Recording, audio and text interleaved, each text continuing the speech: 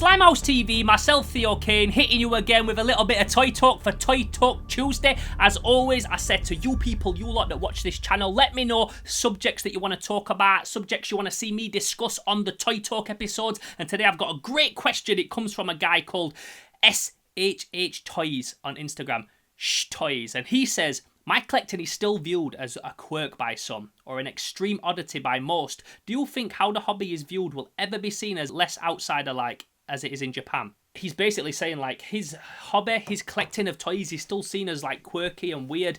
And when you're in Japan, like, that's really not a thing. It's like an otaku in Japan, which is somebody who's, like, a geek who collects toys and stuff like that, is just, like, nobody bothers him. It's just so normal there.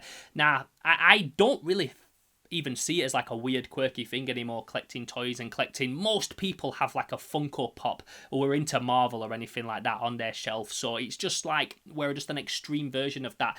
Now when I grew up in school, I loved zombies. I loved Dawn of the Dead, George Romero movies, and Lucio Fulci, Italian zombie movies. I also loved Marvel. I loved Iron Man and Spider-Man comics and the cartoons and stuff like that. And I also fucking loved Star Wars. I liked collecting Kenner action figures. I liked collecting the Power of the Force ones at the time and stuff like that. Boba Fett was my fucking G. I loved Greedo and Admiral Akbar and all these guys, and Bosk and Forlom and Dengar and all these people, and IG-88. Like, I was a fucking so deep into Star Wars and Marvel and zombies and shit like that when nobody else was. And back then it definitely was seen as a quirk. Nowadays, like, some of the biggest things in the world, Walking Dead, Star Wars, the MCU, Marvel movies, like, this stuff's so huge, you can go into H&M and buy a Marvel hoodie. You couldn't do that when I was in school. You couldn't just go into HMV and buy a hoodie with Jason or aliens on it or stuff like that like you can now. Like, I was well into horror movies and stuff back then, and I've always been like a massive movie fan and shit, and all this kind of geek culture, nerd culture. It's not just pop culture. It's definitely seen as a bit of a quirk, definitely, but really not seen like it was like years ago. I don't think that me collecting toys or being into this geek stuff has ever like hindered me with getting a girlfriend. I never feel like it's hindered me in making friends.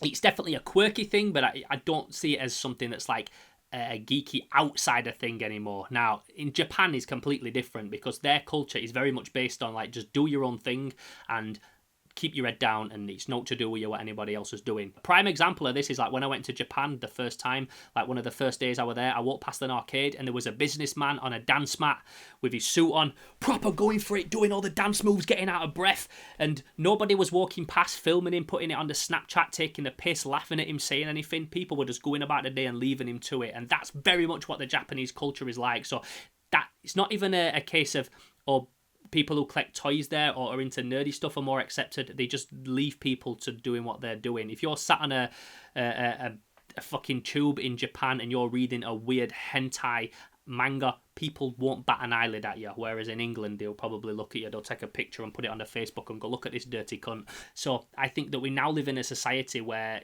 geek culture has never been more accepted, never been more prolific, never made as much money. People play Fortnite. I play Fortnite every night. I fucking love Fortnite, and look at all the characters that are on there. It's the most popular game in the world, and you can get Boba Fett, you can get the Marvel characters, you can get people from Walking Dead. This is just part of our culture now. So this is probably a shorter episode than most, but I'd love to hear what your thoughts are on the stigma now with collecting toys and stuff, and if you think it's seen as a quirky thing, or do you think it's seen as something now that's just part of normal pop culture. I don't think that we'll ever get to a point that Japan is at, because they're so extremely like nice to people and accepting of people who are into different stuff, and not even accepting or nice, they just let them get on with it, and they don't bat an eyelid and they don't bother.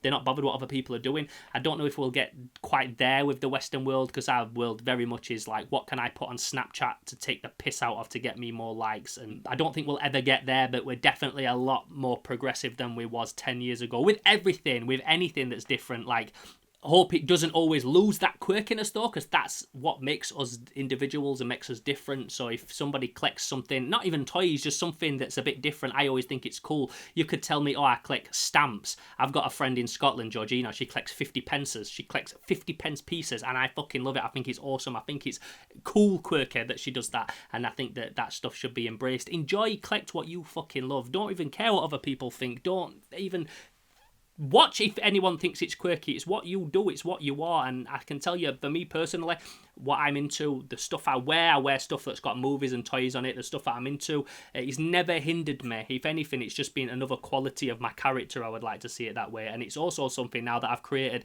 and made my whole brand, and everything that I'm about is retro and cool stuff. So embrace that shit. Don't ever let anybody try and make you feel like it's a weird quirk and a stigma that you need to hide from people, or that they need to accept. Nobody needs to accept you. Like, that's who you are, that's what you do, and you just accept yourself, and other people will accept you. Real people will always accept real. I love the saying, real recognize real. And I might have gone on a bit of a tangent in this episode, but I'd love to know what your thoughts are on this particular subject. Let me know in the comments below, and if there's any subjects that you want to see me cover in the future, then again, please do let me know, and we'll talk about them here on Slimehouse TV's All Figured Out Toy Talk Tuesday. I'm Theo Kane. Don't forget that I'm really pushing the Patreon this year. I want to be able to do these videos as often as possible. Not just these quick sat down talking to camera ones, but like the actual All Figured Out video essay documentary episodes that I do, the video essays that I do. That's what I like to call them, when I film things really cinematic and I script them and do them like a documentary that you'll go back to and watch again. So I want to do a lot more of that stuff this year, but in order to do that, I really need your support over on Patreon. So that's patreon.com/Slimehouse TV. Until the next episode,